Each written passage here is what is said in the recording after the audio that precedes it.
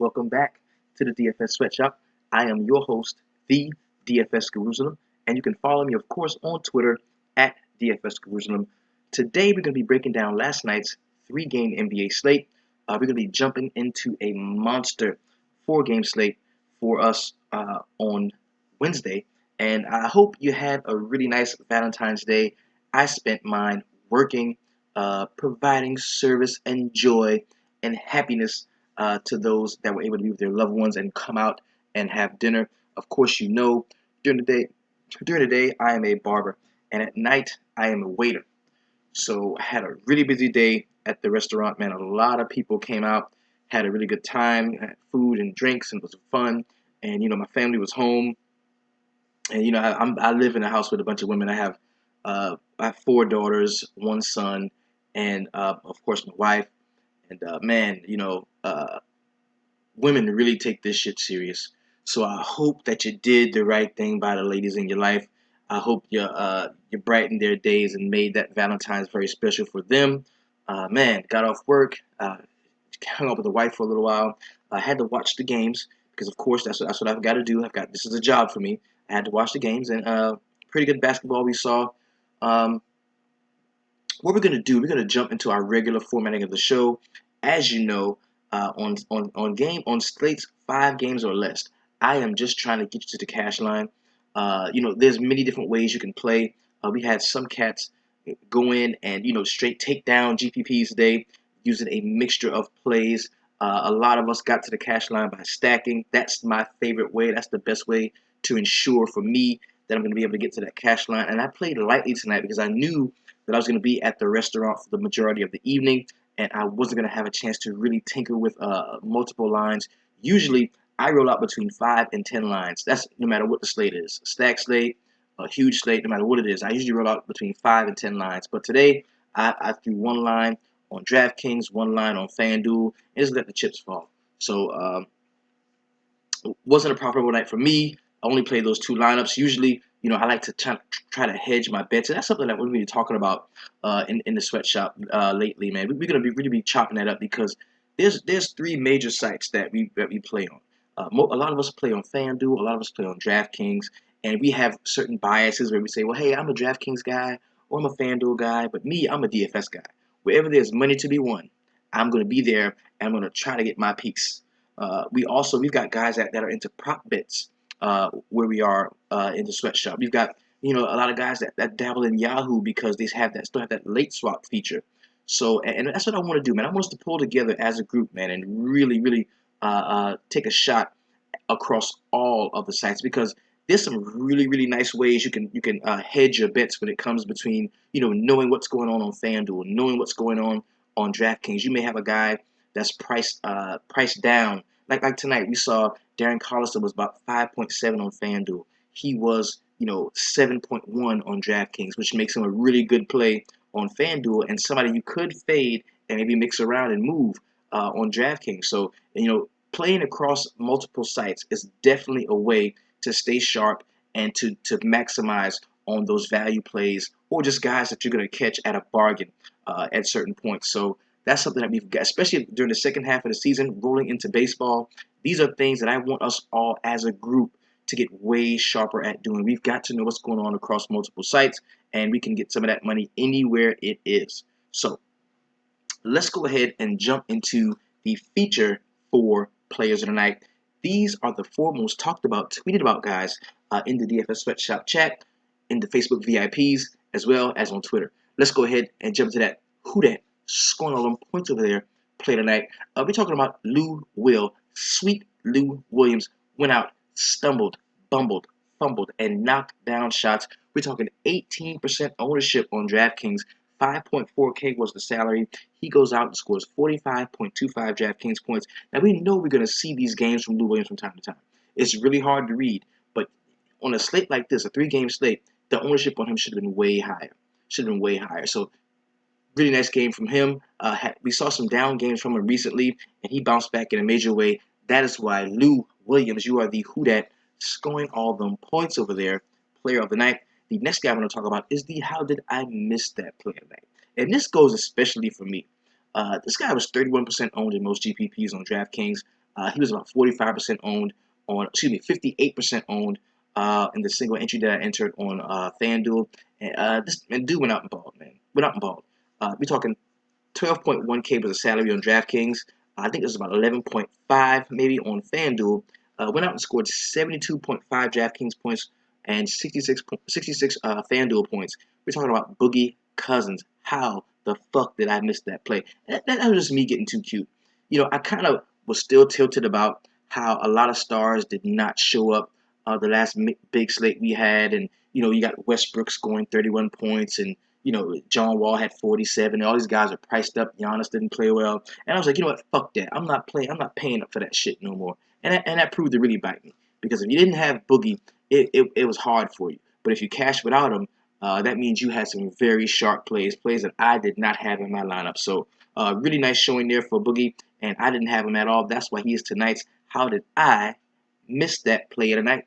The next guy I'm going to talk about, it wasn't the highest scoring guy, wasn't the highest salary guy, but above everything else, this dude went out and fucking balled. We're talking about Andrew Wiggins, 35% ownership, 7.6K was the salary. He went out and dropped 51.25 DraftKings points. That was an awesome game for you, Andrew Wiggins, and that's why you are tonight's Heat Check Player of the Night. Salute to you, and we've come to a part in the show where we have to talk about that one motherfucker. Tonight, it is going to be none other than Russell D'Angelo Russell. He's a motherfucking snowflake with your snowflake ass. The state's too small to be going through this shit with you. Horrible game there. We kind of had an idea that, Darren Collison, he hits the chicks, but he also has been hitting shots lately, and he's been playing pretty good defense. But god damn, D'Angelo Russell, 22% owned, 5.6K, cheap. We scored 14.5 DraftKings points. This is a situation that your ownership is higher than your draft score. That means you ran off on the plug. You are a motherfucking snowflake with your snowflake ass, and I ain't gonna roster your ass again until we come out of the All-Star break. Now let's move on with the rest of the motherfucking show. What I like to do right now, man, is just some quick shout-outs, man, because some guys really got to it tonight. We had some really nice showings in the sweatshop tonight. The big homie Ramon Gonzalez took a really, really, really nice scores out. Had 33 points on FanDuel. That was a really nice score there. He finished 221st in the 500K Tuesday Cupid shot. That was a pretty good showing there. He finished also in the top 1,600 in the Tuesday NBA single slot. Pretty good showing there from him. We had a big homie Adrian Lester. Dude, multiple great showings for him. Had the logo representing. Really good showing there from Adrian Lester. Good to see you doing well, brother. Anthony Rajan, he took down first place in a 100-man tournament. That was a really good showing. He had 309.75 DraftKings points. Got some really good showings from some guys in his roster. But tonight, there can only be one king of the DFS sweatshop. And it's going to go to this young man, Jerry Tang. He says, I hit a cold streak and stopped DFSing for a minute. Since tomorrow was his birthday, I decided to run a lineup on Yahoo and on DraftKings. This is what we're talking about. He ran a lineup on Yahoo and on DraftKings. First time taking down a GPP, he hit two of them for the sweatshop. Had the logo shining hard. Listen to the guru and the fam by playing single entries only today. And it paid off even with a couple of snowflakes. So this dude, sweatshop swag, went straight to the sweatshop store, copped him a t-shirt and a sweater. Thank you so much, Jerry Tang. You went out and you fucking balled tonight. Let's just take a real quick just to break it down. He finished first place in the NBA 10K Fast Break. That is the $27 single entry tournament. He finished fourth place in the $12 single entry tournament. He finished eighth place in the $5 single entry tournament.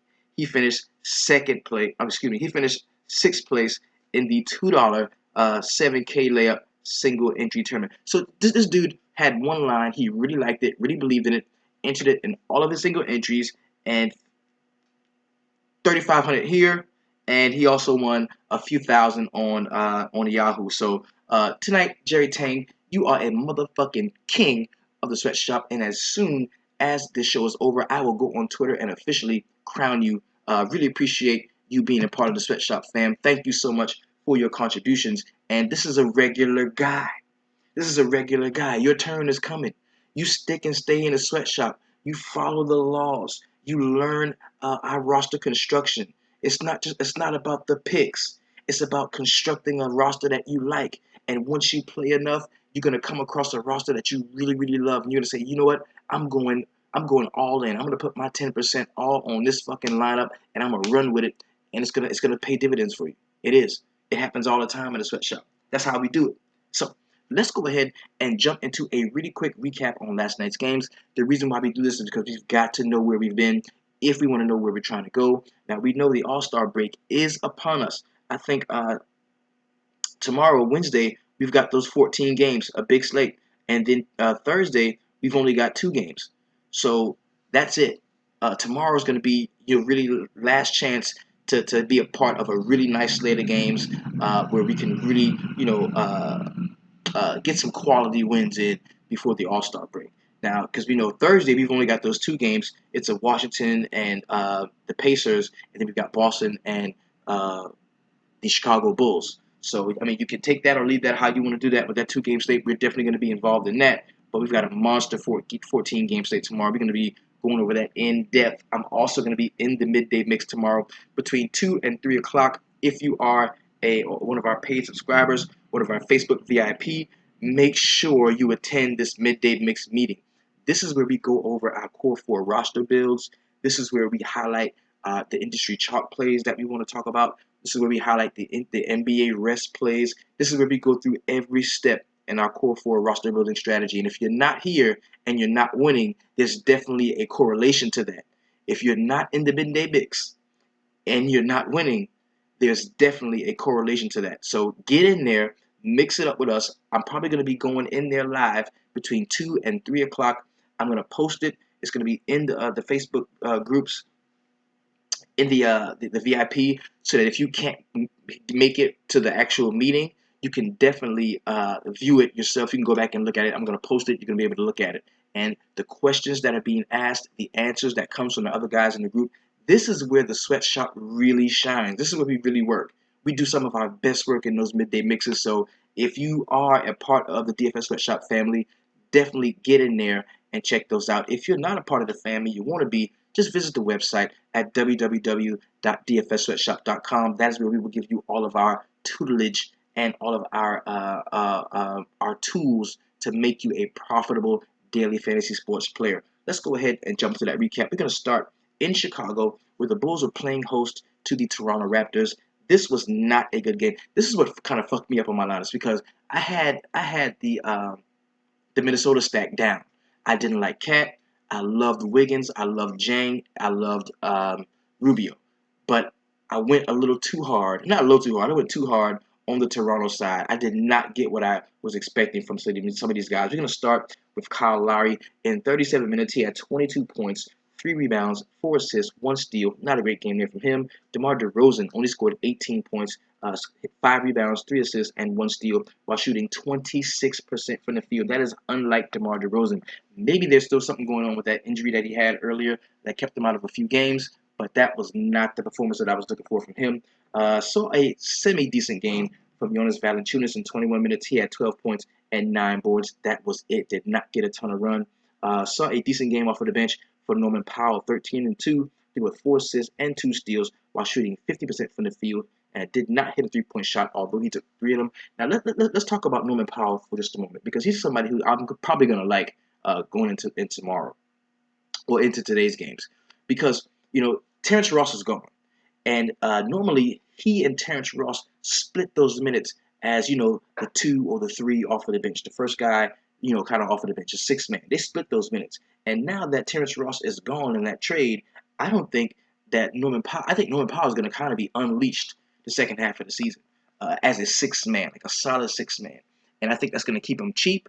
It's going to keep him affordable. And he's not going to go off every game to the point to where he's going to be 7-8K. But I think he's going to be one of those guys, maybe like Larry Nance is in LA, that's going to stay around, between 3.9 and 6K, depending on how really well he plays. But he's gonna be there for us to roster down the stretch. I really do feel that about him. So let's keep an eye on him going forward. Corey Joseph, He played 27 minutes, had 10 points, 4 rebounds, 1 assist, 1 steal. Not a great game there for him, but the price point was very low.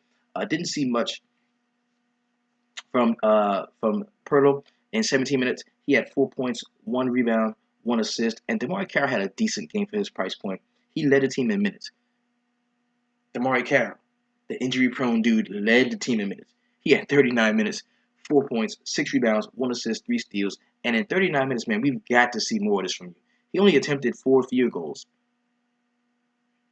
The fuck is that? Come on, bro. Get on the ball. On the Chicago Bulls side, Jimmy Butler came out of nowhere and played.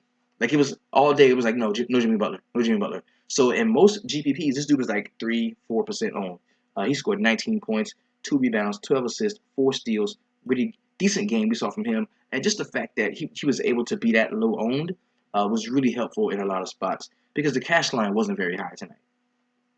Taj Gibson in 26 minutes had 14 and 4. Not a great game there from him. Didn't see much from Robin Lopez, 8 and 6. Dougie McBuckets, man, he chipped in 20 off of the bench. In 32 minutes, he had 20 points, 5 rebounds, 1 assist. Decent game there for him at that price point. Rajon Rondo had 12 and 3 with 4 assists. And also Cristiano Felicio, in 26 minutes had 10 points and 6 rebounds with 1 assist and 2 steals. Did not see much from Denzel Valentine. In 15 minutes, he had 6 points, 3 boards, and 1 assist. The next game I'm going to talk about is going to be the Minnesota Timberwolves at home against the Cleveland Cavaliers. Now, I was on my fade LeBron shit today. Like, I didn't want to pay for LeBron or Boogie. I just felt that there was so much meat in the middle that I was going to be able to hit the cash line. And that proved to be not a great strategy because LeBron James in 39 minutes had 25 points, 8 boards, 14 assists, damn near triple-doubled on him while shooting 71% from the field, hit 3 of 6 free throws, should have been better than that, and 2 of 3 from behind the arc. Channing Frye took 11 three-point shots. He hit 4 of them. He pulled down 10 boards, scored 21 points, had an assist and 2 blocks. He was an awesome play today if you had him in your lineups. Tristan Thompson even double-doubled in his 35 minutes. He had 14 and 11 with 1 assist. Pretty good game there, shooting 85% from the field. Kyrie Irving, this was a stack. You could have stacked the shit out of Cleveland today. Kyrie Irving in 37 minutes had 25 points, 1 rebound, 7 assists, 1 steal, and 1 block. Really decent game we saw from him. And Derek Williams off of the bench in 22 minutes had 13 points, 6 rebounds, 1 steal. We need to look at this going forward because being a part of a winning culture is something that Derek Williams has never had the luxury of doing, man. He played for my Knicks, man, and we fucking sucked. He played for the Heat when they were bad. So, being around this group of guys that win and know how to win, maybe that brings that fire out of Derek Williams, and we see him finally, get to the potential that we thought we had when we saw him. He was a top 10 pick in the draft just a few years ago. On the Minnesota Timberwolves side, Andrew Wiggins balled out, man. 41 minutes, he had 41 points.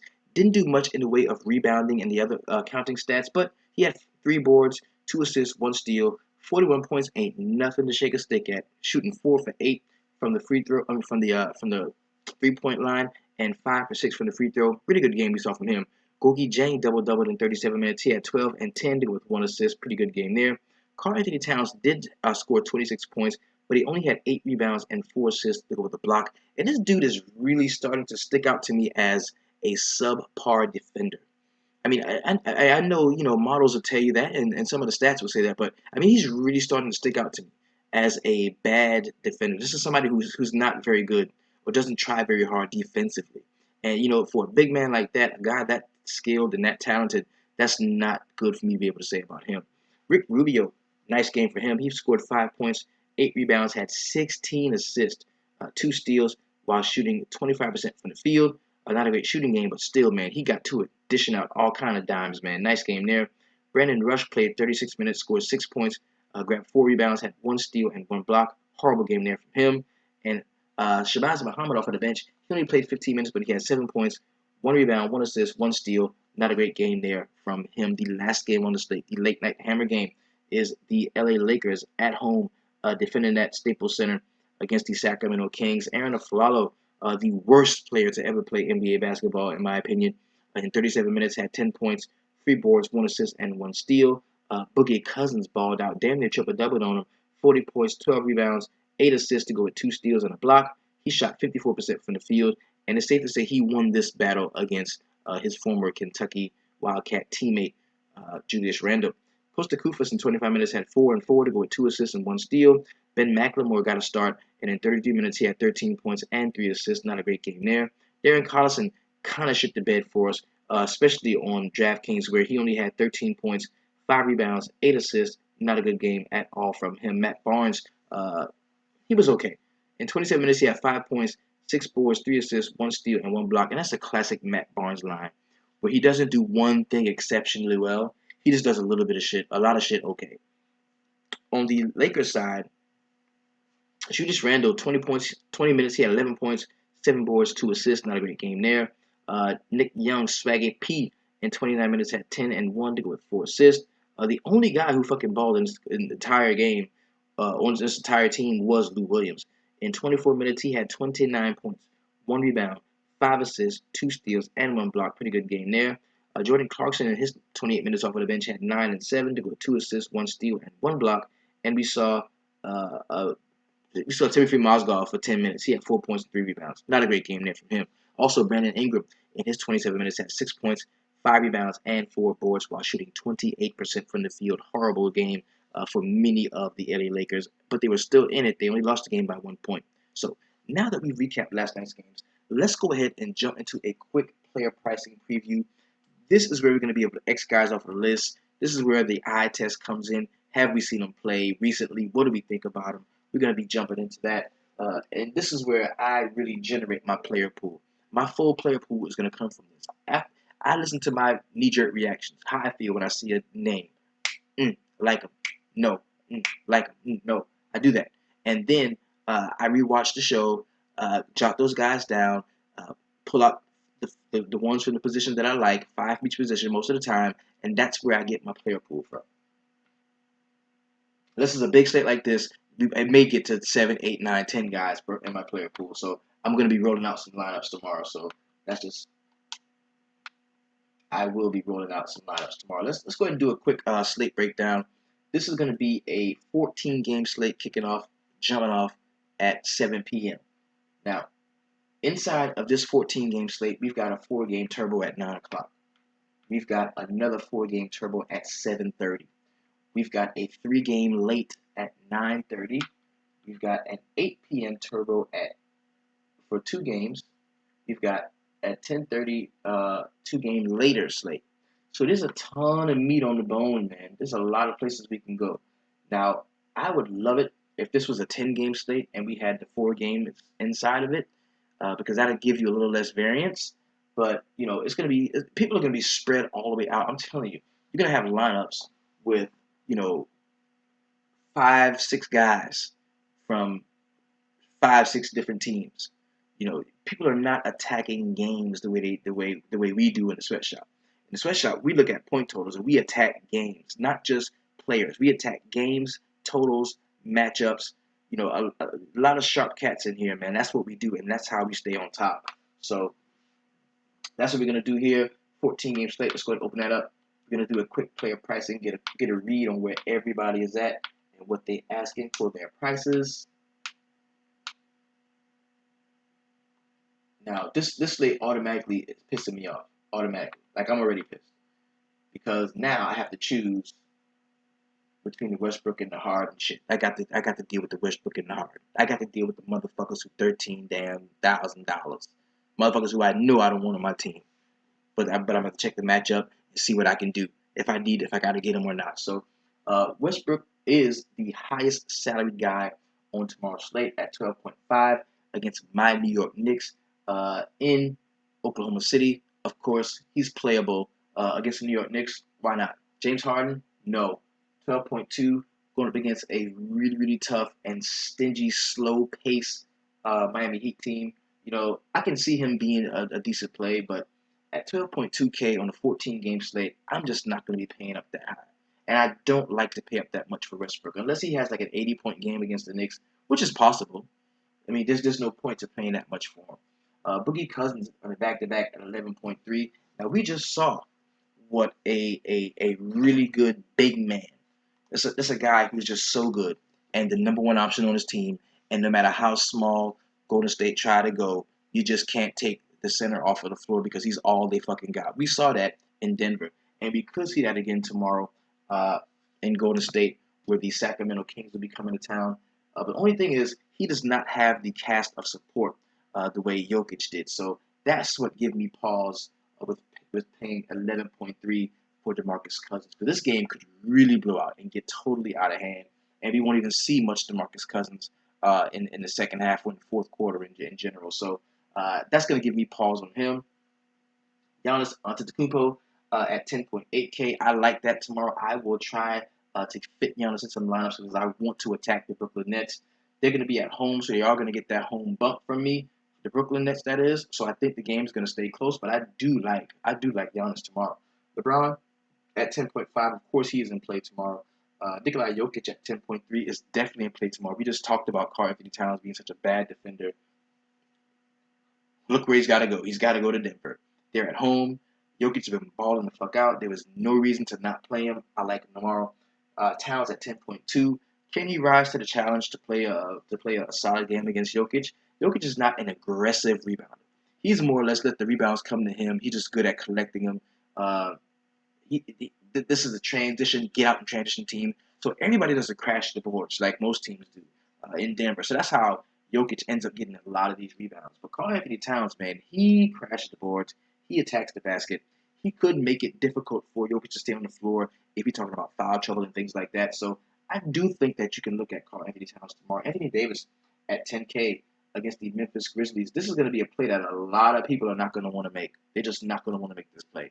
And I think for the contrarian value, I would imagine Anthony Davis will be one of the lowest owned studs tomorrow.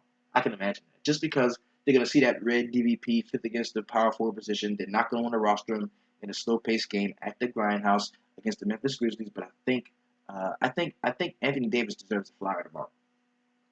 Kevin Durant, 9.7. The price still the same. Want to bounce back against the Sacramento Kings. That is a really easy spot for him to do so. I think he has a really good game swinging. Steph Curry is the game. I like Steph Curry tomorrow. The price is down a little bit. It was 10K, now it's 9.6. I think that's very playable.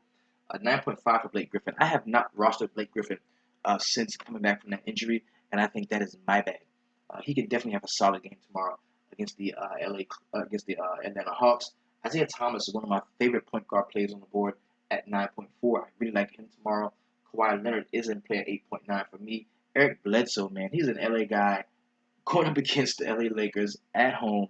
Eric Bledsoe can have a really solid game tomorrow. This is their 23rd ranked team versus the point guard position. I do like Eric Bledsoe tomorrow at 8.6. Hassan Whiteside at 8.5 is a pick that I'm not very interested in there. Kyrie Irving, yes, he's in play at 8.4 against Jeff Teague. And last time I got kind of cute with this. You know, they were just in a matchup against each other, I think maybe last week. And I went Kyrie because I know that Jeff Teague is not a very good defender. And Jeff Teague roasted Kyrie Irving. I'm talking about destroyed him. And I can see that happen again. This game is in Cleveland. I would give the slight bump to Kyrie Irving because of where the game is. So I think I am going to have some shares of him tomorrow. But I am also looking at Jeff Teague, definitely. Joel Embiid is questionable, probably will not play. He was just spotted dancing on the floor with Meek Mills. And they made a big deal about that. Like, so what? The dude was on stage Dougieing or doing some dance or some shit. So what? Dude's a fucking millionaire. He's young. He's going to have a good time. He's going to go to concerts, whatever. Kyle Lowry at 8K against the Charlotte Hornets. That's not a play that I'm particularly interested in. Andrew Wiggins at 7.9 is in a decent spot. Because if we don't, if we don't see Wilson Chandler tomorrow, who guards him? Who guards him? And he is also a really good defender, really good on-ball defender. So whoever's playing small forward for the Denver Nuggets tomorrow, I don't like him very much either. Paul George is not in play for me. Paul Millsap at 7.9 is somebody I can give consideration to. DeMar DeRozan coming off that bad game last night at 7.9K. Nobody's really going to want to play him. I think I like him tomorrow. Dame Lillard is a no going up against that Utah stingy backcourt. Kevin Love is out for 6 weeks. We know that already. Carmelo Anthony can be a solid play at 7.6. The price is really right on him. He's going to be going up against, I believe, Andre Roberson for the most part. And while Roberson is a decent defender, Carmelo just shoots the jump shot so well. And let's not forget, Oklahoma City is a fucking bad team. They've got a great player on that bad team, but they're still a bad team. I can see the Knicks hanging with them and I can see Carmelo Anthony having a solid game tomorrow. Andre Drummond is not a player that I'm interested in. Kemba Walker is not at home at the Beehive, so I don't like him very much, even though this is a 22nd ranked DVP against the point guard position, and we know that Kyle Lowry has not been really great on the ball as he's been in seasons past. But I think I will pass on Kemba tomorrow. Nicholas Batum at 7.6 is not a player that I'm interested in either. Draymond Green, yes, I like Draymond Green tomorrow at 7.5. He would be my favorite Golden State play tomorrow. I love Draymond Green, the spot that he's in. Mike Conley, yes, give me some of that Mike Conley at home at the Grindhouse, going up against another young budding point guard star in Drew Holiday. Mike gets up to play those guys. He wants to prove he's better than them. When they're on the floor, they must be saying, "Damn, Mike, all that money, you ain't that good." And then he goes out and fucking shows them that he's worth 150 million. So I do like Mike Conley tomorrow at 7.5K. Drew Holiday is right there with him at 7.5K. But this matchup is at the Grindhouse. I don't like Holiday tomorrow. Coming off that bad game, I don't suspect a lot of people are going to be on him anyway, but I wouldn't because I just don't like him. Marc Gasol is definitely in play for me at 7.5K. I like that. There's a lot of plays around this 7.5 range that are really good, and you don't have to pay all the way up to your Westbrooks or to your Hardens. You can stay right here in the mid level. So I like that tomorrow. We talking about Jeff Teague at 7.4. Love that play. I love that play against Kyrie Irving. CJ McCollum is not a play that I'm interested in tomorrow against Utah. Neither is Rudy Gobert at 7.4. Rick Rubio is a nice play tomorrow at 7.3. We know that the perimeter defense of the Denver Nuggets is non-existent. They are not a very good perimeter defense. I can see him having a great game. Will Barton will probably be playing some shooting guard slash small forward, so he's going to see some of that Andrew Wiggins defense. I don't like Will Barton tomorrow. Gordon Hayward at 7.3 is not a play I'm particularly interested in tomorrow. Goran Dragic at 7.2. I'm not rostering cats against Patrick Beverly. I think you've approached that part where you just don't roster point guards against Patrick Beverly. You just don't do it. Fuck it. Don't take the chance. I mean, I'm sure he's going to be low owned. A lot of people know that, and if you roster him, you're probably going to take a shot at having low ownership at a really good point guard. But tomorrow on a 14 game slate, we talked about this. Me and Jack talked about this, man, in the VIP on Facebook. Ownership does not really matter as much from player to player on a slate this large. Now, if we're talking about somebody gets hurt and this tremendous amount of value opens up in one player that's maybe 3-4K, like Juancho Hernan-Gomez. It didn't matter how big that slate was. I liked him, and I felt like I had to have a piece of him because I thought he was going to go off. So I'm not going to take a chance on disrespecting the defense of Patrick Beverly by rostering Goran Dragic tomorrow. I wouldn't be going there. Devin Booker, I like him at 7.2. LA Lakers coming to Phoenix. Who's going to guard him? Nobody. I like that tomorrow. Dwight Howard had a really nice game out last time he was the Portland Trailblazers. I don't see that happening again. Nikola Vucevic is going to be a contrarian play at 7K. We know that Ibaka is gone, so the minutes have got to go somewhere. The minutes have got to go somewhere. Does he see an uptick in minutes, aka usage? Nikola Vucevic, I think so. This is a good game to gauge that. 7K is a fair price for him, even going up against Dwayne Dedman and possibly some LaMarcus Aldridge in the low post. I think Nikola Vucevic is just savvy enough to still go out and have a good game. You're going to get him at a low ownership because it's against the San Antonio Spurs, but I do like him tomorrow. Dion Waiters at 7K, he is in play, definitely. Just because, James Harden is not a good defender. We already know that. And we can definitely look to Dion Waiters. If he gets hot, he's going to score the ball. He's going to score the ball. We're looking at Harden to kind of push the pace and to run the tempo of the game to be really fast. We know that the pace of a game, of an NBA game, is usually dictated by the best player on the floor. Tomorrow, that will be James Harden, so it will be a little faster in pace than Miami Heat are used to running. That benefits a guy like Dion Waiters. Darren Collison at 6.9 is not a play that I'm particularly interested in. If we know we're not going to see Ty Lawson again tomorrow, well, then you've got to give him a look because he's going to be the only healthy, true point guard on the roster. So Al Horford at 6.8 against the Philadelphia 76ers is a play that I kind of have interest in. Serge Ibaka, he's in red because he's probably not going to be playing tomorrow. Wilson Chandler is questionable. If he does play, I still don't like him. Brook Lopez going against the Milwaukee Bucks. He's a nice play at 6.7. I like that price on him. DeAndre Jordan at 6.7 against Dwight Howard is not a play that I'm particularly interested in. Dennis Schroeder at 6.6 is a no for me. Kristaps Porzingis, the price is still low on Kristaps. He's going to be seeing Sabonis. Give me some Kristaps tomorrow. I like him. I like him more than I like Melo. I think it's going to be a really solid play tomorrow. Klay Thompson is questionable. He missed that last game. 6.5K is the salary on him. If he does play, I kind of do like him.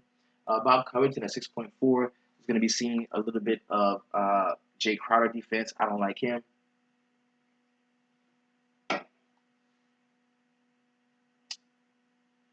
Aldridge at 6.3 is in play. Julius Randle can have a really nice game at 6.2 against the Phoenix Suns, going to Phoenix to take them on. I mean, he's going to see the rookie for a long stretch in the beginning of the game, playing up against Marcus Chris. So I think he can have a nice game. Nobody's going to want to roster him after what happened last night. Nerlens Noel, if you want to attack Boston rebound the basketball, 6.1K. I like him tomorrow. He's going to be very popular as well. James Johnson at 6.1 is a play that I do like going against the Houston Rockets. D'Angelo Russell. Now we know Phoenix gives up the point guards. If we got D'Angelo Russell at 6.1K, it shouldn't be hard for him to reach value tomorrow. It really should. Jameer Nelson at 6K. If he does get the start, and we know we're not going to see any Moutier, I still don't like him. That's just too much. 6K is too much for me for Jameer Nelson. I don't like it. You may. I don't like it. Vic Oladipo at 6K is not a play that I'm particularly interested in tomorrow. Tim Hardaway Jr. has been balling out, but the price is up. 6K. I don't like him. Frank Kaminsky at 6K. He's been balling out, but the price is up on him. We've got to see if we're going to be seeing Cody Zeller or not before we can even take a shot at rostering Frank the Tank Kaminsky. Steven Adams is going to destroy my New York Knicks tomorrow. 5.9K is a nice price on him. Evan Fournier, it says he's playing against the 21st ranked DVP in the San Antonio Spurs, but I don't like Evan Fournier tomorrow at 5.9. I'm not in on that. Trevor Ariza is a no for me at 5.9. Going up against the Miami Heat. Miles Turner, 5.9, going up against the second best rated defense against the center position. I don't like Miles Turner tomorrow. Dario Saric is another way we can attack Boston rebounding the basketball. You can attack their second team at 5.8K. I think that's a fair price for him. Derrick Rose, the price is down to 5.8. Take a look at Derrick Rose tomorrow. I kind of like him. George Hill, I love me some George Hill tomorrow at 5.8. There is a ton of solid point guard plays on the board here. Lou Williams. Now, if you notice that he shoots in streaks and he has a couple of good games in a row, you can look to Lou Williams tomorrow at 5.8K. Marcus Smart, if he does start at 5.7, is a decent play against the Philadelphia 76ers. Jay Crowder is down to 5.7. He is also a solid play against the Philadelphia 76ers. Wes Matthews is not a play that I'm considering at 5.7. Harrison Barnes at 5.7. The price is down on him. He's got to have a good game at some point. I think I'm going to take a shot at Harrison Barnes in one lineup tomorrow. Clint Capella at 5.7 is in play, going up against Hassan Whiteside. Jonas Valanciunas, we can attack Charlotte rebounding the basketball. Valanciunas would be a nice way to do that at 5.7K. Pat Beverly is not a play that I'm particularly interested in tomorrow. Reggie Jackson is a no for me. Dirk Nowitzki is a no for me. Mike Beasley is up to 5.5. If we see that he's starting, we can look to attack the Brooklyn Nets, even though this game should be fast-paced, and that's going to really give the edge to Trevor Booker playing off of the bench with the second team. Mike Beasley does deserve consideration. Tristan Thompson at 5.5. Yeah, you can give me some of that. I'm thinking I'm on to a little Cleveland stack, stacking the big four in Cleveland: Fry, Thompson, Kyrie, and LeBron. Gorgie Jang at 5.4 is not a play that I'm interested in. I do like Greg Monroe tomorrow at 5.4. Thaddeus Young is going to be out. Terrence Jones is going to be out. Al-Farouq Aminu is questionable at 5.4K. We need to check the status on that. Tyson Chandler can go apeshit against the LA Lakers front court at 5.4. We need to watch him there. Zach Randolph, not a good game out last time. 5.3 is the salary. I don't like it too much. Ersan Ilyasova, another way to attack. Now, if you notice, Dario Saric is priced up higher than Ersan Ilyasova. Give me the guy that's starting. 5.2. That's stealing. Give me the guy that's starting. Marcus Smart is not a player I'm interested in. Neither is Elfrid Payton at 5.2. Eric Gordon is questionable. I don't like him anyway. TJ McConnell can be a solid play at 5.1 going up against that Isaiah Thomas defense. I do not like Matt Barnes very much at 5.1K. Tyler Johnson at 5.1 is in play for me here. Ryan Anderson is somebody who I don't want to play. Derek Favors at 5.1. I kind of like Derek Favors at that cheap price point. If you notice, I like a lot of people. The player pool is going to be huge, but we're gonna shrink it down. We're gonna extract the core, and we're gonna roll from there. Austin Rivers is not a play that I really like at 5.2. Now, we know we can attack Atlanta on the perimeter, so that's gonna allow me to give Austin some consideration. But I just need a more consistent point guard play when I want to attack Atlanta like that. So, uh, not sure if I'm gonna be having any shares of him. Uh, Juancho Hernan Gomez, or Guillermo, the brother, William Hernan Gomez, 5K is not in play for me tomorrow. Uh, Contavious Caldwell Pope at 5K is somebody who I'm going to give consideration to. Tobias Harris is a no for me. Channing Frye, yes, that dude's probably going to be high, owned like a motherfucker. At 5K, the price did not go up too much on him. He's going to be in a starting role, playing in Kevin Love's position against the 29th ranked DVP against the power forward position. I kind of like him tomorrow. Kent Bazemore is dead to me. PJ Tucker is a solid play at 5K, but the price is up on him. TJ Warren is a no for me. I'm just not rostering TJ Warren. Gary Harris is a no. Malcolm Brogdon at 4.9K is not a play that I'm particularly interested in. MKG at 4.9. I think I like MKG at that price. I think I do. Cody Zeller, it says he's going to be out, but we need to check, make sure that that is still the case. Javon Crawford at 4.8 is not a play that I'm particularly interested in. Yogi Ferrell is down to 4.7. Now, if we don't see Darren Williams tomorrow, we've got to look at Yogi at 4.7. Even though it's up against Reggie Jackson, who's a solid defender, the upside this dude has shown during the string of his couple of 10-day contracts, man. At 4.7K, the dude was just 6K. We've got to give him a look. Maurice Harkless at 4.7 is not a play that I'm interested in tomorrow, unless Al-Farouq Aminu is out. Marvin Williams at 4.7, I kind of like that. Kenneth Faried is going to be out. Juancho Hernan Gomez at 4.6K, we can give him some consideration, man. Dude just dropped the fucking 50 burger, so there's got to be talent there. There's got to be some fresh minutes coming to him. But we should see Miles Plumlee active tomorrow. And I believe he's about, well, we just check the price on him. I'm not sure exactly. John Lue at 4.6 is not a play I like. Trevor Booker is questionable, may not play tomorrow. Aaron Gordon is a no. Dwayne Devin is in a solid spot at 4.6, going up against Vucevic in Orlando. Evan Turner, we know he's out. Swaggy P is 4.6. That's not bad, but that's a little too much for me. Ben McLemore at 4.5. I can't do that. Darren Williams at 4.5. No. Steph Curry, no. Tony Allen, no. David Lee, 4.5. He definitely deserves consideration. JJ Redick at 4.5 is a no for me. Bojan Bogdanovic is a player that I kind of like at 4.4. That's very cheap for a guy who's starting at the small forward position for the Brooklyn Nets. It's going to be a pace-up game. He's going to take a lot of shots. I kind of like Bojan tomorrow. Kyle Korver is a no for me. Raymond Felton at 4.4 is a no for me. DeMarre Carroll is a play that I do not like tomorrow. Kelly Olynyk at 4.3 can be a solid play if you're looking to save salary in some spots. Kyle O'Quinn at 4.3, same deal for him. Andre Iguodala at 4.3. This dude could get a ton of run tomorrow if this game does blow out. We've got to look at that. Tyreke Evans at 4.3 going up against the Memphis Grizzlies is a no for me. JaMychal Green, no. Ty Lawson could play tomorrow. Larry Nance, I kind of like Larry Nance at 4.2. If I want to get a piece of the LA front court, I think there's a way we can do that with Randall, and then there's a way we can do it with Larry Nance. I like the cheaper option first. 4.2, really good price on him. Brandon Ingram is a no for me at 4.2. Sean Kilpatrick does deserve consideration tomorrow at 4.1, going up against that Milwaukee backcourt. Now, Tony Snell is a solid defender. We also know that Dellavedova is a solid defender. But Sean Kilpatrick can jump off of the bench the second team and play really well. So I do like him tomorrow. Mason Plumlee is at 4K. Do we want to see how he looks in this offense and what his minutes are going to be before we roster him? Now, if we got a situation where Darrell Arthur is out, where fucking Kenneth Faried is out, and he's like the only backup center, him and Juancho are the only two guys that can kind of step in as a big, then we can definitely give him consideration at 4K. I kind of like that then. Brandon Jennings is a play I love tomorrow at 4K. He's one of my favorite of the cheaper players on the board. Brandon Jennings tomorrow. Courtney Lee, 4K, not for me. Rondae Hollis-Jefferson at 4K. If he does get the start because they want him to guard Giannis, I think based off of his defensive usage, we could see him, rack up some assists, some rebounds, a couple steals, maybe a few points. I think we can see that, and he can return value on that 4K salary. Tony Parker at 4K is a no for me. Josh Richardson is out. Willie Reed, no. Rodney Hood is out. Probably won't see him again until after the All-Star break. Jordan Clarkson at 4K is not a play that I like too much. Sauce at 3.9 does deserve consideration. Rashawn Holmes at 3.9 also deserves consideration when we're talking about attacking the Boston Celtics, rebounding for the cheap. Jamal Murray is a no for me. Anthony Tolliver, yeah, at 3.9, I kind of like Anthony Tolliver tomorrow as a cheap salary saving option.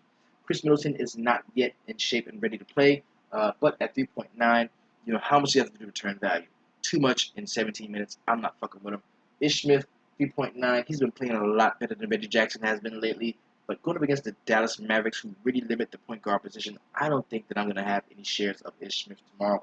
Vince Carter is a no for me. CJ Miles, no. Shelly Mack, 3.9, no. Yusuf Nurkic is going to be available to play for the Portland Trailblazers tomorrow. I don't want any part of that. This is a guy that I really like. I'm going to start some lineups with this guy in them just to see, how far I can pay up, how much rope he's going to give me when it comes to salary to pay up for a stud that I like, namely like Giannis tomorrow. I'm gonna check that out because I do like Norman Powell. I like the situation that he's in, not just in this game, but on the team right now. Because you don't have Terrence Ross. He's probably going to be that solidified 6-man role as he should have been all year long. Because this dude can fucking ball. He can flat out ball.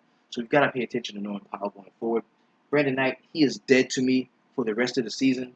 Tariq Black at 3.9 is a no for me. Shabazz Muhammad is a no. Andre Roberson is another play that I do like. And this is based off of his defensive usage. As long as Melo is on the court, I think they're going to have Andre Roberson on the court to guard him.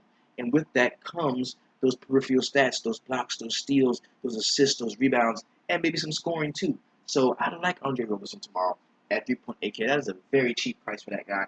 Buddy Hield, 3.8 is a no. Wayne Ellington, if he doesn't get the start, 3.8, he deserves consideration there.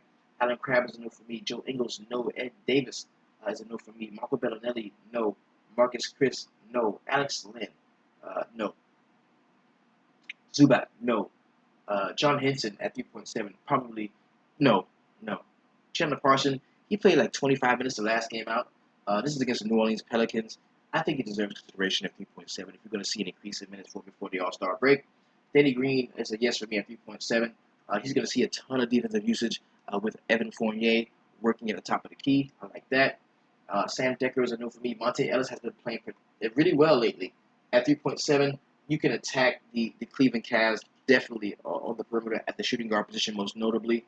If he's going to get some run off of the bench, we know Rodney Stuckey is back. We know CJ Miles is still in the mix. Not sure how I feel about rostering Monte Ellis, even though he's only 3.7K. Kevin Seraphin at 3.7 is not a player that I'm interested in. Aaron Aflalo is the worst player in the league. I've said that time and time again. JaVale McGee at 3.6 deserves consideration. That price is very cheap. Willie Cauley-Stein is a no. So let's go ahead and try to find. Look at Bismack Biyombo sitting at 3.6K, having gotten rid of Ibaka. What other big is going to be eating up those minutes? I think you can look to Bismack to get busy tomorrow at 3.6K and easily return value for you.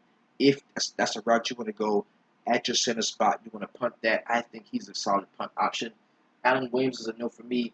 Amir is down to 3.5K. That's a good price on a guy who's probably going to be starting for the Boston Celtics tomorrow. Noah is questionable. Hope he's out tomorrow, 3.5K. Ian Clark, we saw what he was able to do stepping in for Klay Thompson last time out. If that's the case again, we can go back to the well with him. If as a cheap salary-saving punt option, Costa Koufos at 3.5. He's been getting a start recently for the Sacramento Kings.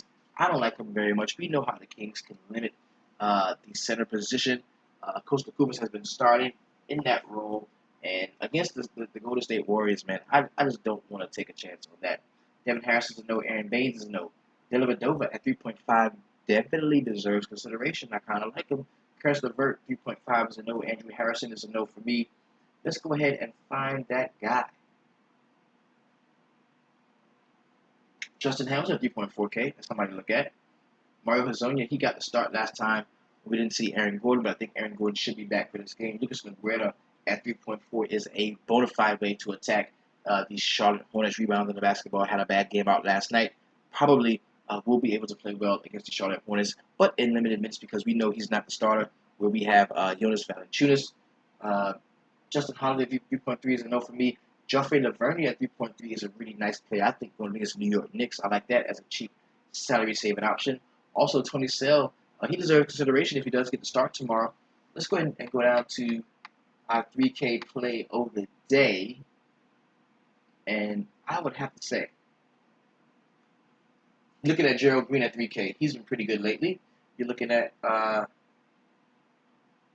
maybe some Tyus Jones at 3K, maybe some Brandon Rush, who's getting the start recently against the Denver Nuggets, playing for the Minnesota Timberwolves. Brandon Rush, 3Ks, but getting the start for Zach LaVine. Maybe we'll look to him as a very cheap salary saving option. At some point, he's got to have a good game because he hasn't been having very good games lately. And that will be all for our player pricing. Let's go ahead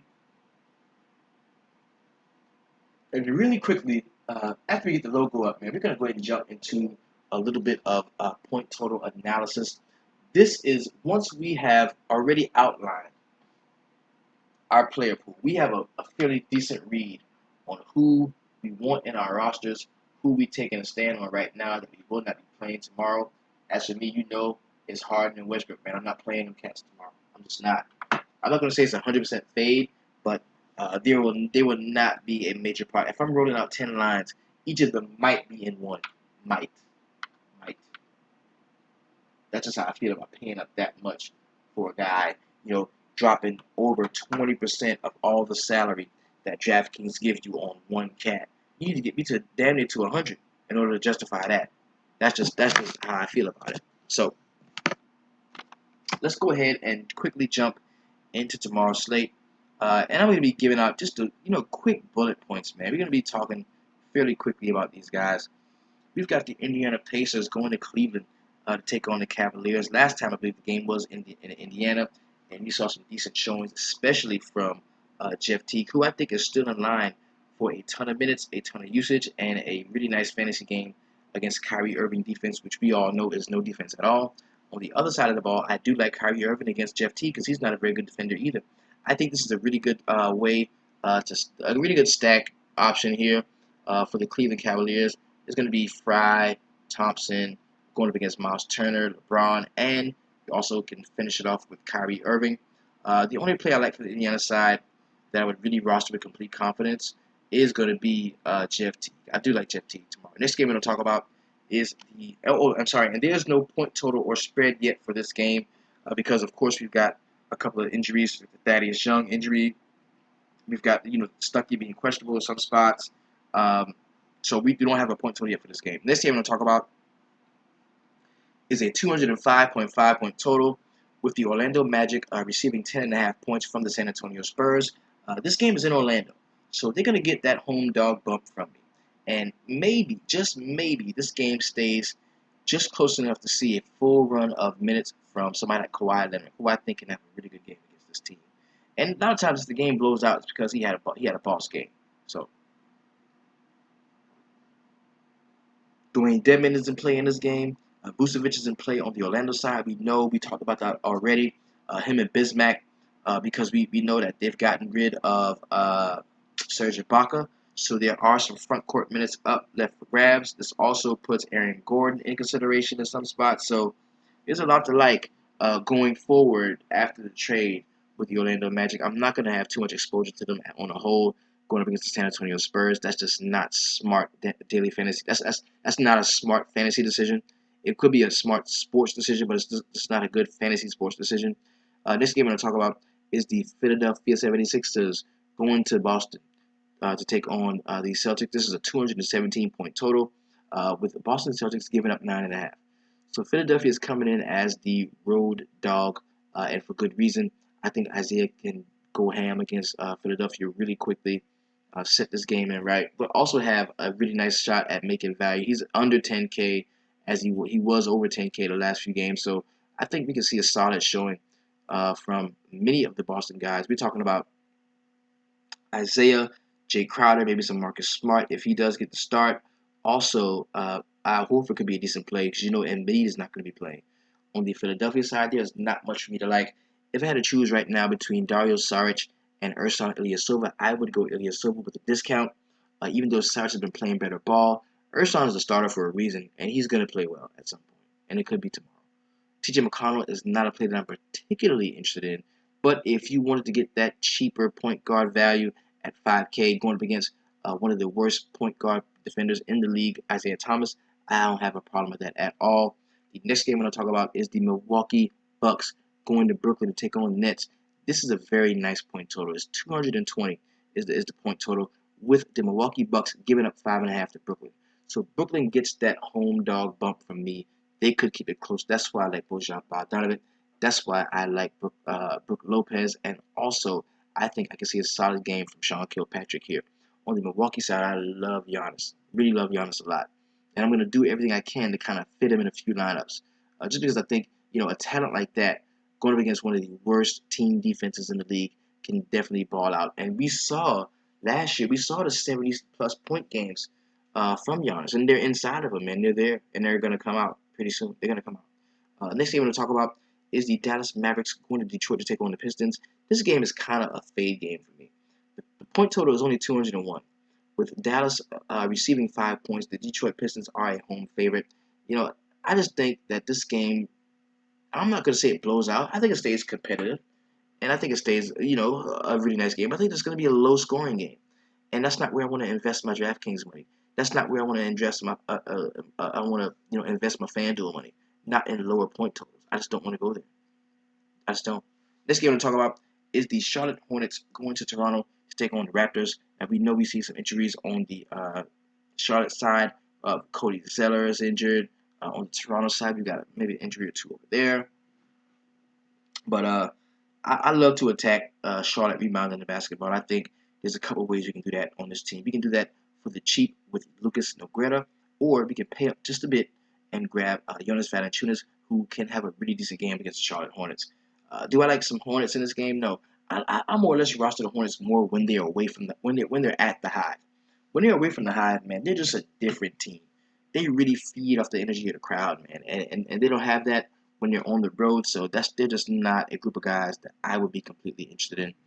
Next game I'm going to talk about is the Miami Heat going to Texas, Houston, that is, to take on the Rockets. This is a 222-point total, with the Houston Rockets giving up 9.5 points to Miami. James Harden, I think, is going to be in the play for a lot of people, just not for me. I also think Pat Beverly is going to slow Dragic down a tremendous amount. I don't think we see 5 to 6x value from Dragic tomorrow, but I think Houston wins this game quite handily, and we see a really nice game from guys like Capella. From Pat Beverly, I think he has a decent game. Just not much to like on the Miami side. James Johnson is a player that we can look to definitely if we have to. And Hassan Whiteside, of course, he deserves consideration at 8.5K. This is a guy that was almost 10K in some spots last year, but he's just not playing inspired basketball right now. And until that happens, I don't feel like I can roster him with any semblance of confidence. The next game I'm going to talk about, New Orleans Pelicans going to Memphis to the Grindhouse to take on the Grizzlies. This is a 205-point total, with the Memphis Grizzlies giving up 8 points. Give me some Conley tomorrow. I like him. Give me some Gasol tomorrow. I like him. Not too much I like on the New Orleans Pelicans side. We're talking about Anthony Davis. He's priced up at I think just about 11K in salary, or 10K in salary. So if he hits 60 points, he can definitely do that. He can do that. Even against the Grizzlies, he can. And the ownership level is going to be very low. So if we're looking at dudding stars, and he's the star that goes off and you don't have him, it's going to suck. So I do think we can give him some consideration tomorrow in our roster builds. Next game I'm going to talk about, the Minnesota Timberwolves going to Denver to take on the Nuggets. We've got some plenty of injury information on the Denver side. We were talking about Wilson Chandler is questionable. We're talking about Darrell Arthur didn't get a chance to play out last time. He was dealing with an injury. Also, we saw injuries to Kenneth Reed that kept him sidelined in the last game. So there's no point total yet for this game. And I think Minnesota is rocking hot right now. And I think you can definitely look at Wiggins. You can look at Rubio. You can look at Karl-Anthony Towns if you want to. But my favorite play from this game, and most people's favorite play in this game, is going to be Nikola Jokic. The price is 10.3, so it is up a taste. It's up 1,100 from what it last was at 9.2. But if anybody right now can lock themselves in to reach a 6x value, it's got to be a guy like Nikola Jokic. So I don't have a problem with you getting them into your lineups. The next game I'm going to talk about is the LA Lakers going to Phoenix to take on the Suns. There is not yet a point total for this game either. As we know, we were dealing with some Tyson Chandler issues when it came to his health, and also Just one of the later games start at 9 o'clock. Minnesota and Denver is the first late game. Then we've got the Lakers and Phoenix, followed by Portland and Utah. Those are the three 9 o'clock games. Uh, Back on the Lakers side, man, you got to give D'Angelo Russell consideration against the Phoenix backcourt. They're really bad against the point guard position, so I am going to look at him some tomorrow. Not too much else I want to deal with in the front court, with the exception of maybe Julius Randle and Larry Nance. Sweet Lou Williams could be a decent play in this game too, but I'm not going to have that much exposure to the Lakers side. I'm just not. The Phoenix Suns, Bledsoe, stop. That's it.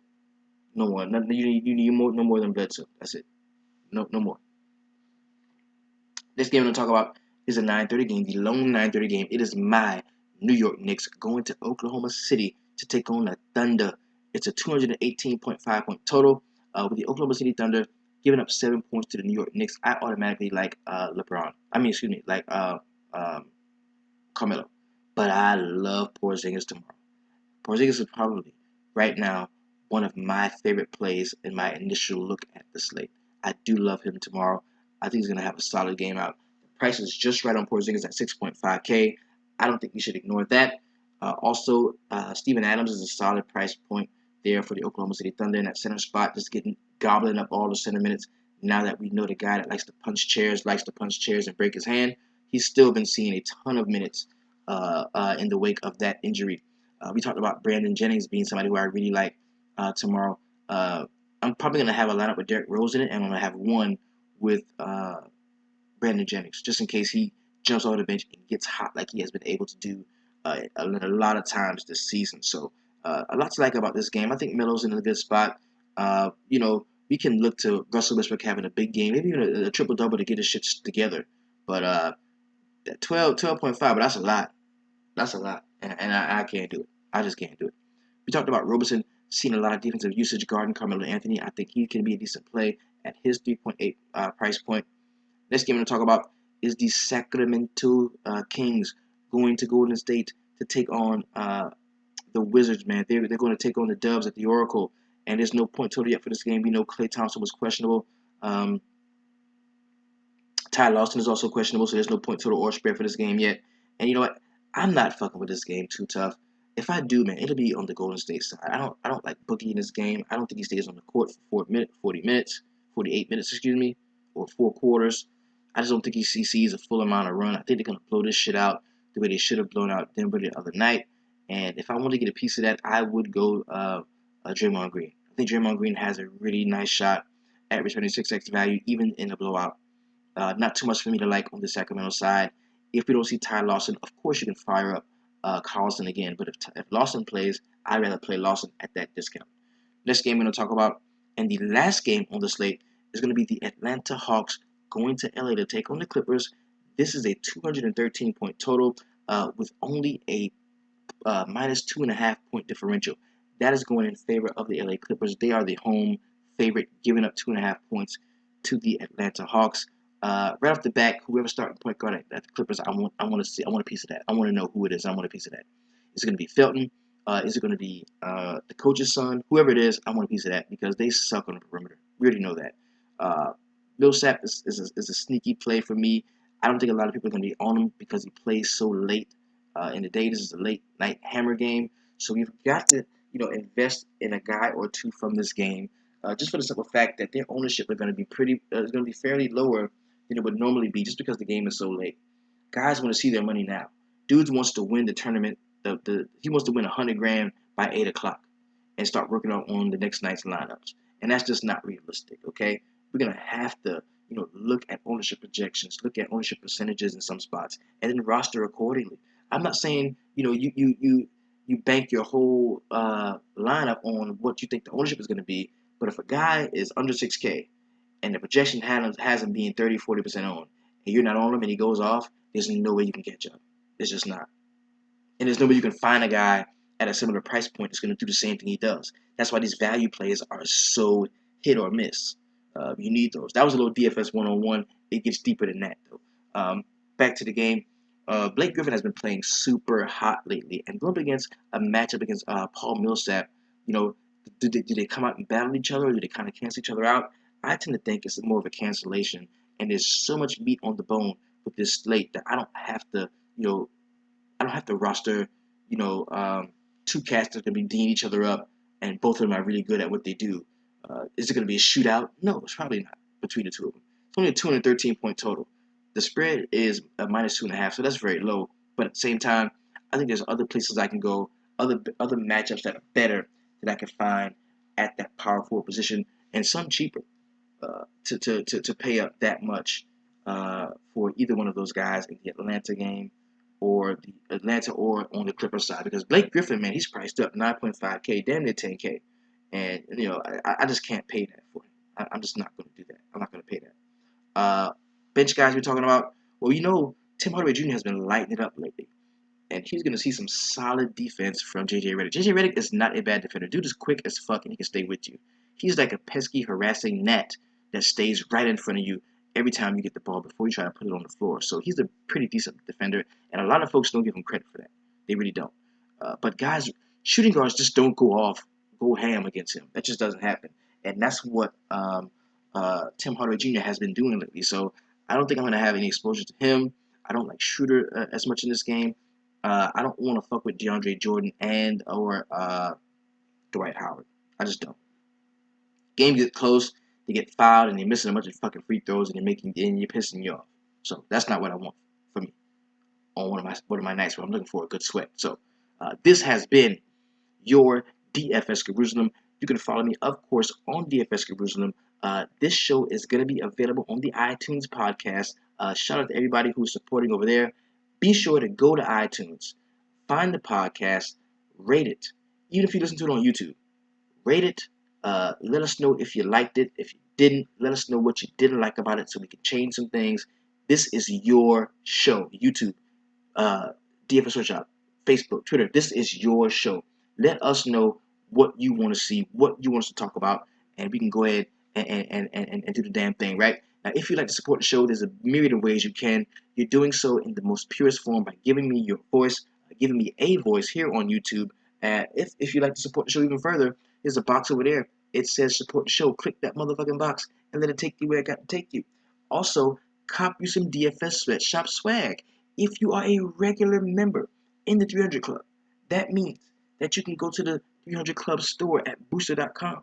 You can go to the DFS Sweatshop store at booster.com, and you can go ahead and purchase your sweatshop swag. We've got a little bit for the ladies. We've got t-shirts. We've got long sleeve t-shirts. We've got hoodies, everything. So go check it out. Also, go ahead and join the www.dfssweatshop.com website. That is how you become a card-carrying member of the movement. And the card is going to be the logo that's going to be your avatar. I love when I see that in the first place. So go ahead and check out the website. It's www.dfssweatshop.com. Get on in there, register. Upon your paid subscription, you'll be receiving all of the tips, tools, and tutelage to make you a profitable daily fantasy sports player. Again, this is your DFS Jerusalem, and I implore you to do one thing on tomorrow. Keep it 300.